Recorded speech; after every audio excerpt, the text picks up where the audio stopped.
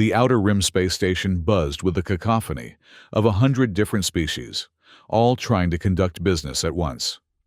The air hung thick with the mingled scents of exotic fuels, alien spices, and the metallic tang of recycled atmosphere.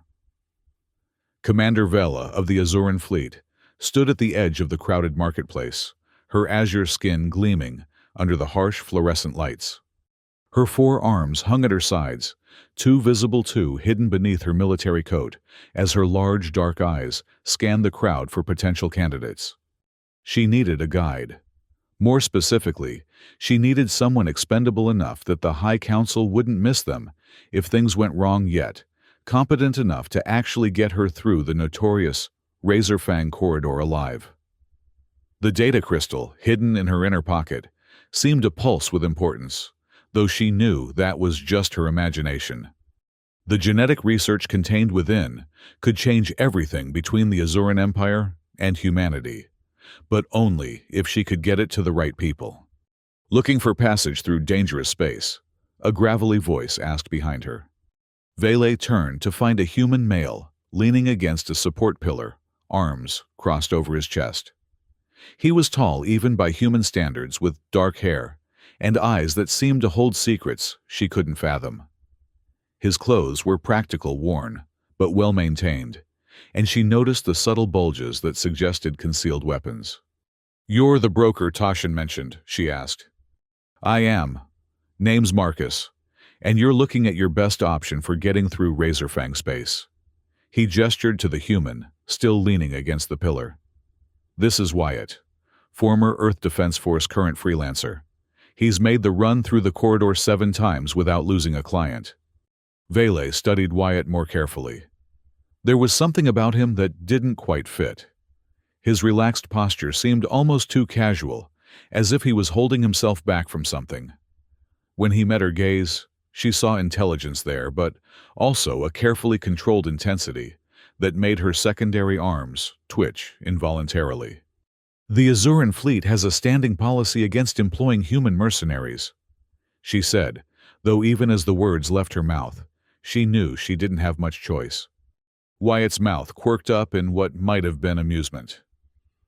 "Lucky for you, I don't particularly care about Azuran policies. You need to get through Razorfang space. I can get you there. Question is, can you afford it?" They negotiated for 20 minutes. Wyatt's price was steep, but not unreasonable, and Vel found herself oddly impressed by his straightforward manner. Most humans she'd dealt with were either overly deferential or unnecessarily aggressive. Wyatt was neither. He stated his terms, listened to her counteroffers, and reached a compromise without wasting time on posturing. "Ships called the Swift," Wyatt said, as they shook hands, his human fingers wrapping around her primary hand, while her secondary hand instinctively extended, as well a gesture of respect among her people that he seemed to understand instinctively. "Dock 47. We leave in 2 hours." The Swift was smaller than Vel had expected, but it looked fast and well-maintained. The hull bore the scars of multiple asteroid impacts and what looked like weapon burns, but everything had been properly repaired. Wyatt gave her a brief tour, showing her to a compact but comfortable passenger cabin. "The journey through normal space will take about 8 hours, he explained. "Then we hit the corridor. That's where things get interesting."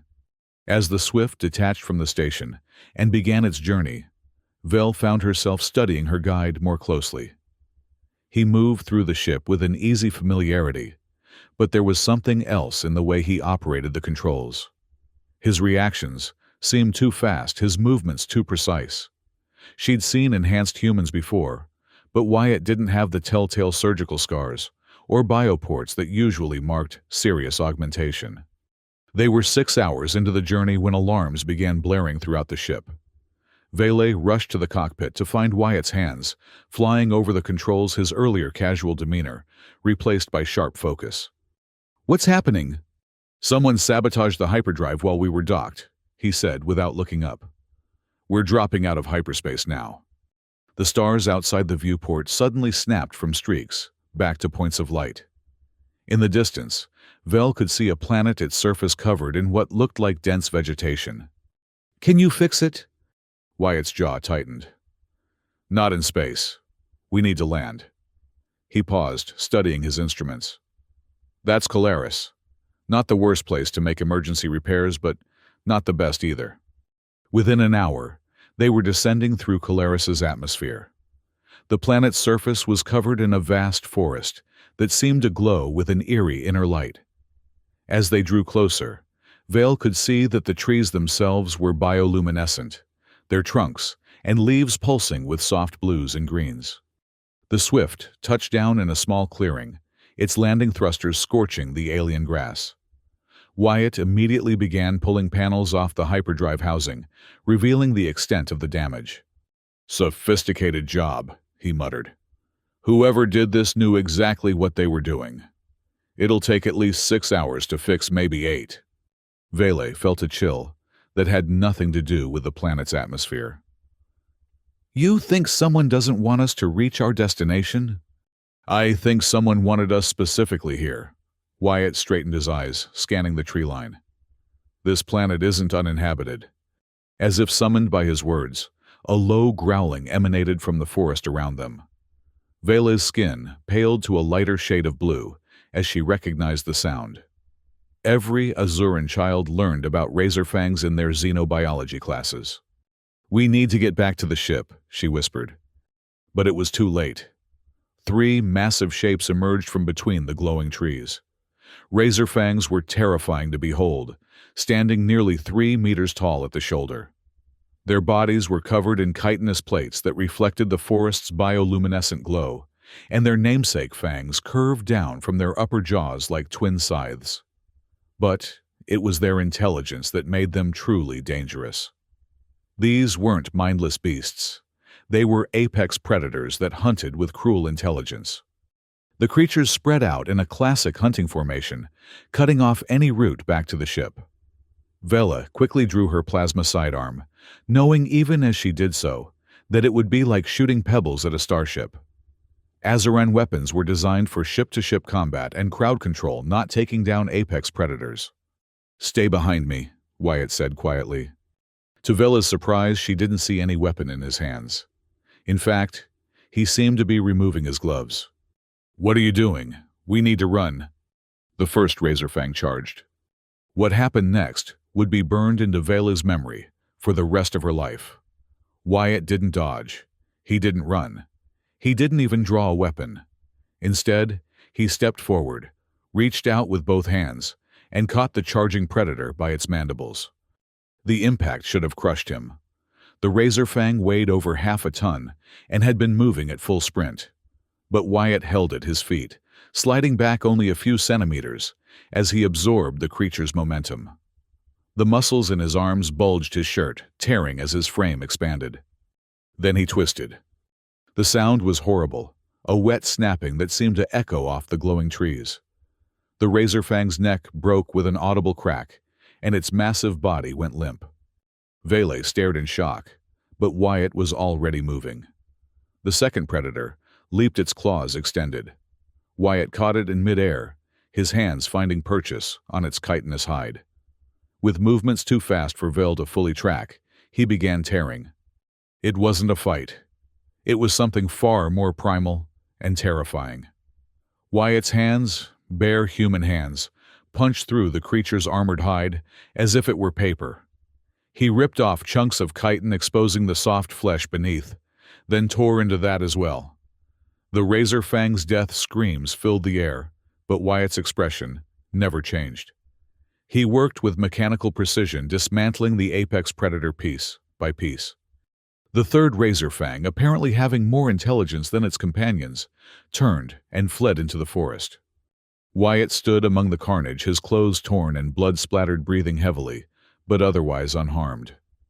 When he turned to look at Vela, she saw something in his eyes that hadn't been there before, something ancient and predatory. "Are you injured?" he asked, his voice perfectly calm. Vele couldn't speak. She could only stare at the shredded remains of what had been 2 of the galaxy's most feared predators. Pieces of chitinous hide and flesh were scattered across a 20-meter radius. It looked like the creatures had been fed into an industrial shredder. How she finally managed. Wyatt looked down at his hands, flexing his fingers, as if seeing them for the first time. Enhanced human program. Most of it's classified. He met her eyes. I should have mentioned it before. Enhanced doesn't... Vela gestured helplessly at the remains. This isn't enhancement. This is something else entirely. A bitter smile crossed Wyatt's face. Yeah, something else entirely. They spent the next hour in relative silence. Wyatt worked on the hyperdrive while Vele tried to process what she'd witnessed. She'd read reports about human genetic modification programs, about soldiers given increased strength and speed. But what she'd seen went far beyond anything in those files. The sabotage, she said suddenly. It was meant to bring us here specifically. Someone wanted me to see this. Wyatt paused in his work. Probably. The question is why. To show me what humans are capable of. Vale thought about the data crystal in her pocket. Genetic research that could change everything between their species. Someone wants me to know that humans aren't what we think they are. And what do you think we are? Vele considered this carefully. We were taught that humans are inferior, physically weak, technologically primitive, emotionally unstable. The Council uses those beliefs to justify their policies. And now, she looked at the remains of the razor fangs, then back at Wyatt. Now I'm wondering what else we've been wrong about. The repairs took longer than expected. As they worked, Vel found herself studying Wyatt more carefully. He moved differently now that his secret was out, less careful to hide his true capabilities. She watched him lift engine components that should have required mechanical assistance, saw him work with precision that suggested enhanced senses, as well as strength. But it was more than just physical capabilities. There was an intelligence in his approach to problems, a tactical awareness that reminded her of her own military training. When he caught her watching, he didn't seem uncomfortable with her scrutiny. How many others like you were there? She asked. Classified. That's not much of an answer. It's the only one I can give you. He looked up from the hyperdrive housing. But I will say this: the human government isn't particularly interested in advertising our existence. Bad for diplomacy. They were preparing to depart when Vel's communication device chimed. The message was from her direct superior, Elder Thalas, and it was encrypted with the highest level of military security. Commander Vel, your mission parameters have changed. Proceed to Nexus Station instead of your original destination. High Chancellor Zorith will be waiting to debrief you personally. Acknowledge immediately. Vele felt her blood turn cold.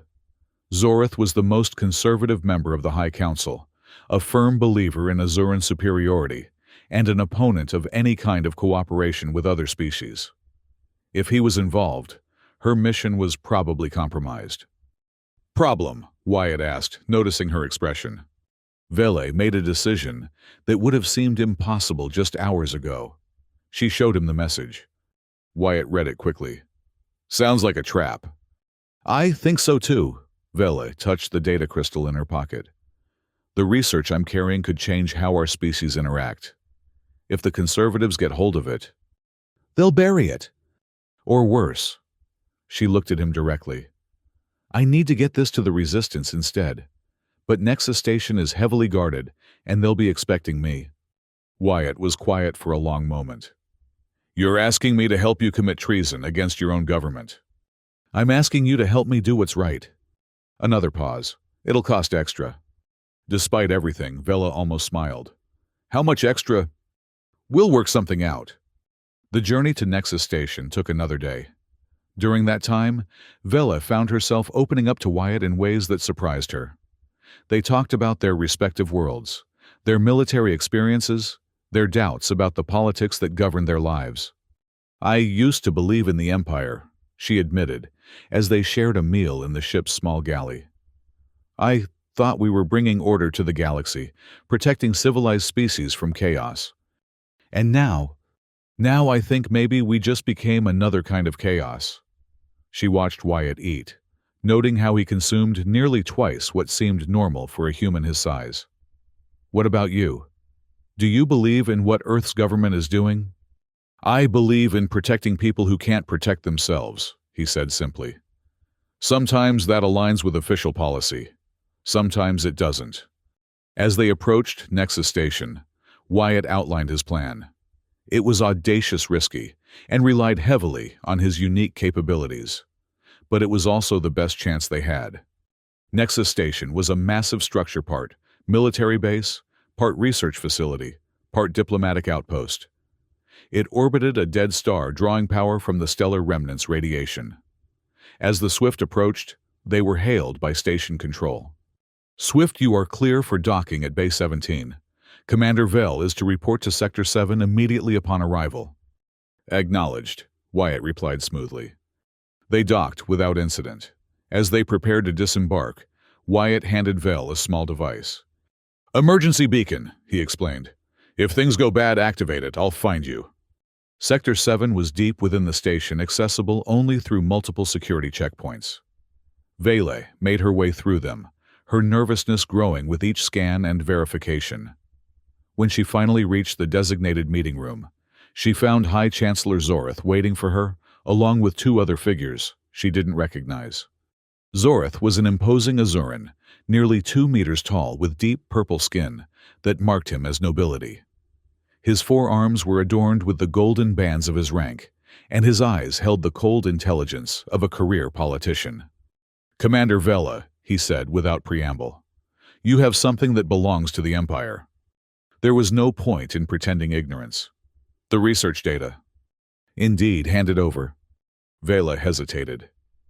With respect, Chancellor, I was ordered to deliver this to the Science Council, not to you personally. Plans change. Zorith's voice held a note of warning. The Council has decided that this particular research is too dangerous to proceed. It will be classified indefinitely. You mean destroyed? I mean protected. The data you carry could destabilize the natural order of things. Azurans are the dominant species in this galaxy, for good reason. We will not allow that position to be threatened by misguided scientific collaboration. One of the other figures stepped forward, and Vela recognized him as Colonel Jorax, Zorith's military liaison. Commander, you will surrender the data crystal now. This is a direct order. Vele felt the weight of the crystal in her pocket. All the research, all the potential for change, for understanding between species, reduced to a political football. She thought of Wyatt, of what she'd seen him do on Calaris, and made her choice. No. The word hung in the air like a challenge. Zorith's expression darkened. Commander, you are dangerously close to treason. I think I crossed that line the moment I walked in here. Vela backed toward the door, but found her way blocked by station security personnel. This research belongs to all our people, not just the ones in power. That's when she pressed the emergency beacon. The lights went out. Emergency lighting flickered on a moment later, casting eerie red shadows across the room. An alarm began wailing, and Vela could hear shouts coming from the corridor outside. Then the door exploded inward. Wyatt stepped through the smoking remains, moving with the same controlled precision she'd seen on Calaris. The security personnel opened fire, but he was already moving too fast for their targeting systems to track. He moved through them, like they were standing still, disabling, rather than killing, but showing no mercy to those who continued to threaten him. In seconds, the room was full of unconscious security personnel. Zorith and Jorax were backing against the far wall, their own sidearms drawn, but apparently unsure whether to fire. You brought a human here, Zorith said, his voice full of disgust. To this sacred place. I brought someone I trust, Vela replied, moving to Wyatt's side. A primitive, violent species that solves everything with force. Wyatt tilted his head slightly. Takes one to know one. The standoff lasted only seconds. Jorax made the mistake of trying to aim at Wyatt's head. The human moved with impossible speed, crossing the room in what seemed like a single step. His hand closed over Jorax's weapon, crushing it to scrap metal. His other hand found the colonel's throat. Touch that gun again and I'll show you just how primitive I can be, Wyatt said quietly. Zorith was shouting into his communicator, calling for backup, demanding lockdown protocols. But Vel was already uploading the data crystal's contents to her personal comm unit. "The research will reach the resistance," she told Zorith, "and through them, the people who can actually use it." "You're destroying everything we've built," Zorith snarled. "We're building something better." More alarms were sounding throughout the station. Wyatt grabbed Vela's hand. "Time to go." Their escape through Nexus Station was a blur of corridors, emergency bulkheads, and the occasional firefight. Wyatt seemed to know exactly where he was going, leading them through maintenance shafts and service corridors that somehow bypassed the main security systems. "How do you know this station so well?" Vel asked, as they paused at an intersection. "I've been here before. Different circumstances." He checked his weapon, then handed her a spare. "Stay close." They reached the docking bay to find it crawling with security forces. The Swift sat in its berth surrounded by armed personnel. It looked impossible to reach. "The ventilation system," Wyatt said, pointing to a grate high on the wall. "Can you climb with those extra arms?" Vele grinned. "Better than you can." The climb through the station's ventilation system was harrowing, made worse by the fact that Wyatt somehow kept pace with her, despite having only 2 arms.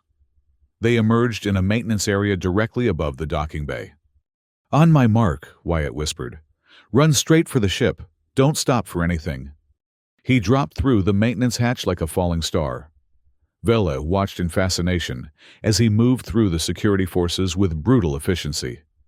He didn't kill, unless he had to, but he didn't hesitate to incapacitate anyone who stood between them and the ship. Vele dropped down and ran her forearms pumping as she sprinted across the docking bay. Plasma bolts sizzled past her head, but she didn't look back.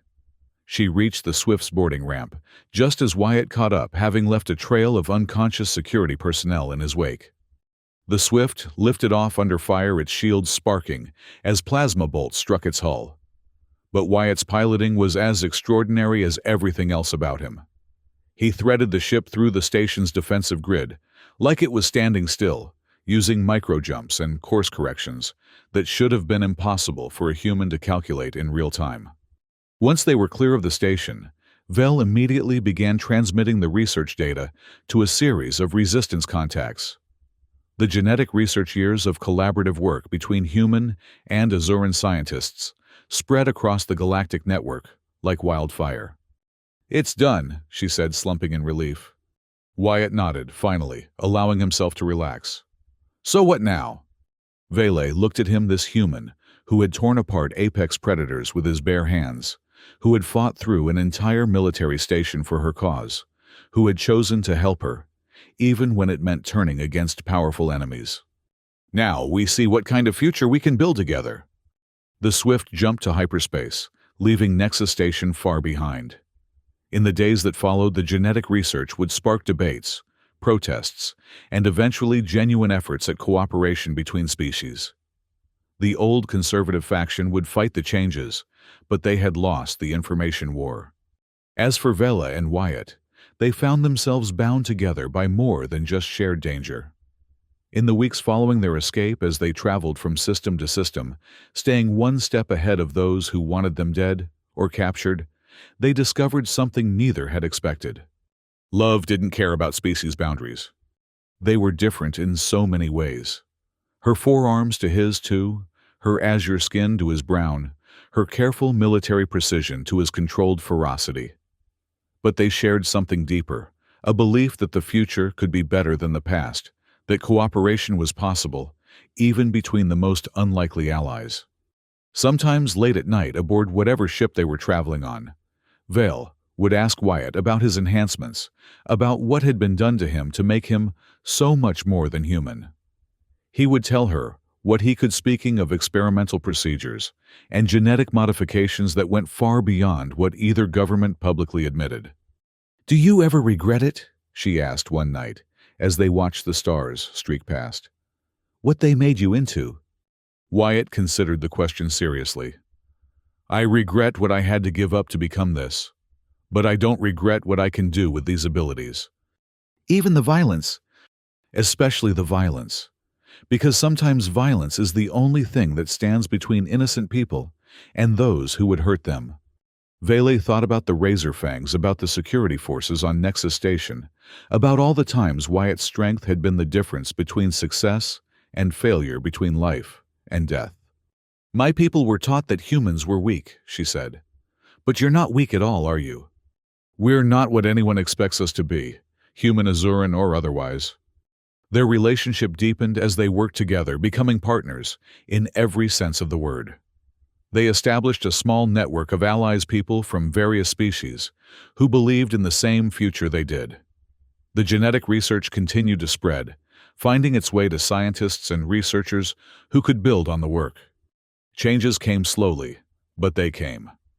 Trade agreements began, including provisions for genetic research cooperation. Cultural exchange programs expanded. Military cooperation increased, not in conquest, but in mutual defense against threats that endangered all species. The conservatives fought every step, of course. Zorith issued warrants for their arrest, branded them terrorists and traitors. But public opinion was shifting, especially as more people learned what the research could mean for everyone. 6 months after their escape from Nexus Station, Vela and Wyatt received word that Elder Thalas had replaced Zorith as High Chancellor. One of his first acts was to officially commission joint human-Azuran research stations. We did it, Vel said, reading the message in disbelief. We started it, Wyatt corrected. Now the real work begins. They were aboard a small research vessel, heading for the first joint station to be established, when Velik finally asked the question that had been bothering her for months. On Calaris, when you fought those razor fangs, she said. You weren't surprised. You went at them like you'd fought their kind before. Wyatt was quiet for a long moment. I had. When? The enhancement program. They tested us against various alien predators to see how effective the modifications were. His jaw tightened. I spent 2 years in combat trials fighting everything the galaxy had to offer. That's horrible. It's war, and war makes monsters of us all, one way or another. Vele reached out with one of her hands, taking his. You're not a monster. I've done monstrous things. So have I. The difference is what we choose to do now. The Joint Research Station was a beautiful sight, a gleaming structure built around the principles of cooperation rather than domination. As their ship approached, Vela could see humans and Azurans working side by side, along with members of several other species. Think it'll work? She asked. It has to, Wyatt replied, because the alternative is more of what we had before.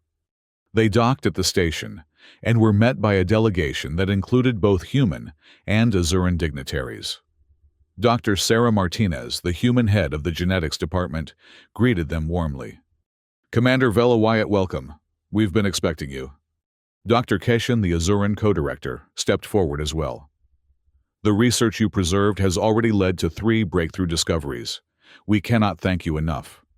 As they toured the station, Vel felt a sense of satisfaction she'd never experienced in her military career.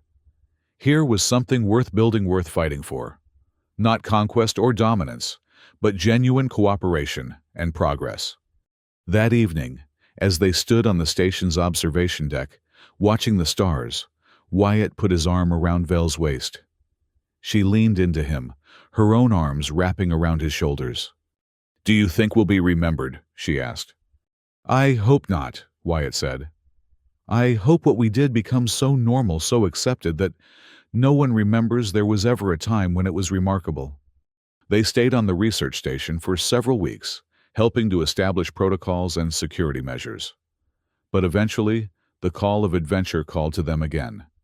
There were other conflicts to resolve, other barriers to break down. As they prepared to leave, Dr. Martinez pulled them aside. We've received word of another situation, she said quietly. The hegemony is refusing to allow Terran scientists access to their biotech research. They claim it's for security reasons, but we suspect it's really about maintaining their technological advantage. Vel and Wyatt exchanged looks. Sounds like they need someone to change their minds, Vel said. Any idea how we might do that? Wyatt asked with a slight grin. Dr. Martinez smiled. I'm sure two people with your particular talents will figure something out. Their new ship was faster than the Swift, equipped with the latest joint human Azuran technology. As they departed the research station, Vel felt something she hadn't experienced in years, genuine hope for the future. You know, she said as they entered hyperspace, I never thanked you. For what? For showing me what humans really are. For showing me that everything I believed was wrong. Wyatt considered this. You showed me something too. That not all Azurans think humans are inferior. That some of you are willing to risk everything for what's right. Vele laughed, a sound that had become more common over the past months. We make quite a team. The best, Wyatt agreed. As their ship carried them toward their next mission, toward the next obstacle to overcome, Vele thought about how much had changed. The data crystal that had started everything was long since destroyed its contents, having been transmitted and copied so many times that no one could stop the spread of knowledge. But the real change went deeper than scientific research or political treaties. It was in the way people looked at each other, the way they questioned assumptions that had been taken for granted for generations. She watched Wyatt pilot their ship with the same precision and control he brought to everything else, and she knew that whatever challenges lay ahead, they would face them together. Human and Azuran, different as day and night, but united in their belief that the future could be brighter than the past. Behind them, the research station continued its work, a beacon of cooperation in a galaxy that had known too much conflict. Ahead of them lay the unknown, but that no longer seemed frightening. It seemed full of possibilities. And somewhere in the space between the stars, two lovers from different worlds continued their journey, proving every day that love, like truth, knew no boundaries.